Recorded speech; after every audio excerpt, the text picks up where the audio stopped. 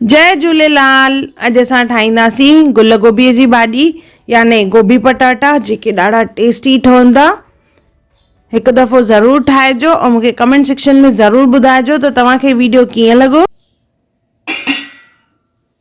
जय झूलेलाल दोस्तो, मां मुस्कान आहूजा और तव्हांजो स्वागत आहे मुंहिंजे चैनल हुनर मुस्कान का सिंधी ते।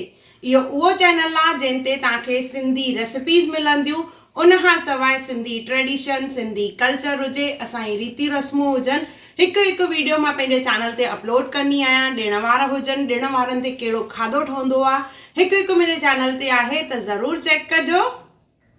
अचो त रेसिपी हाणे शुरू था कयूं पिया। गुल गोभी खणंदासीं। हिते मां हिकु वॾो गुल खयो आहे, इन जूं टांडियूं कढे वठंदासीं। लॻभॻि अधु किलो आहे गुल गोभी। इनखे नंढनि नंढनि टुकरनि में कट कंदासीं। गोभीअ जो ख़राबु या साओ हिसो हूंदो त उनखे कढी वठंदासीं। अहिड़े नमूने गोभी कटे रखंदासीं और उनखे असां विझंदासीं पाणीअ में। गोभीअ खे पाणीअ में विझी करे असां इनखे बॉइल कंदासीं। और हिते मां खया आहिनि पटाटा, उन्हनि खे छिले करे नंढा नंढा टुकर कटींदासीं। गोभीअ खे ॾिसो बॉइल करण खां पोइ मां उनजो पाणी कढी छॾियो आहे ऐं छाणीअ में रखियो आहे।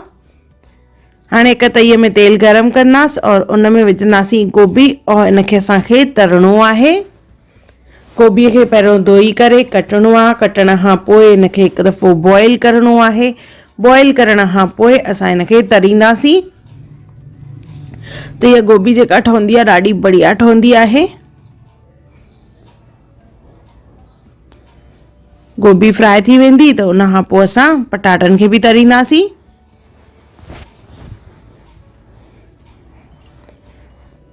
गोभी ऐं पटाटा लॻभॻि असांखे 80% तरणा आहिनि, बाक़ी थोरो असां हुनखे सिजाईंदासीं।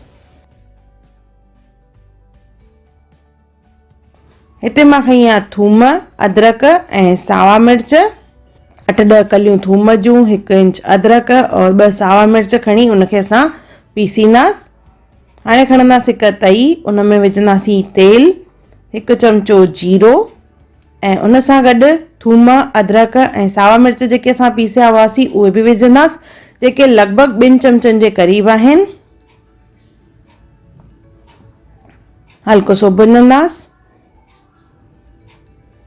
इन खां पोइ इन में विझंदासीं असां टमाटा।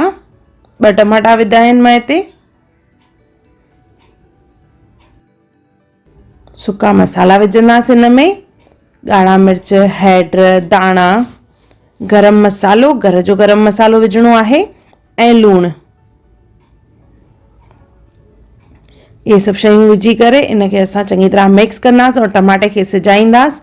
टमाटो सिजी वेंदो त उन खां पोइ असां हिन में विझणी आहे गुल गोभी जेका असां तरे रखी आहे और हिन में गॾु असां विझंदासीं पटाटा जेके असां तरे रखिया हुआसीं।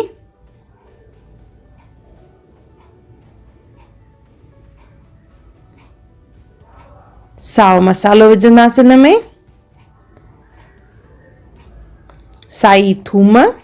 गोभी पटाटा जेके आहिनि साई थूम में ॾाढा बढ़िया लॻंदा आहिनि, त असां हिते साई थूम जूं 5-6 कलियूं खणी करे उन्हनि खे कटे विझंदासीं। अधु कटोरो हिन में साओ मसालो बि विधो आहे।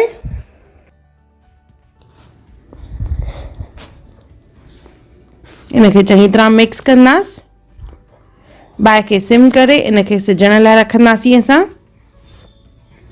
ये चङी तरह मिक्स थी वियो आहे। हाणे इनखे असां ढके करे सिजाईंदासीं, जे टमाटो बि चङी तरह सिजी वञे ऐं असांजूं भाॼियूं बि याने गोभी ऐं पटाटा 5-7 मिंट ढके करे सिजाईंदासीं। विच विच में घुमाइजो जीअं तरो न लॻे। अगरि तव्हांखे लॻे इहो सफ़ा सुकल आहे, सिजे नथो बराबरि, त हल्को हल्को पाणी जो छंडो हणी पोइ हिनखे ढके करे सिजाइजो, त इहा भाॼी बराबरि सिजी वेंदी। तेसिताईं सिजाइणो आहे जेसिताईं टमाटो सिजी वञे और हिन मां तेल निकिरणु चालू थिए।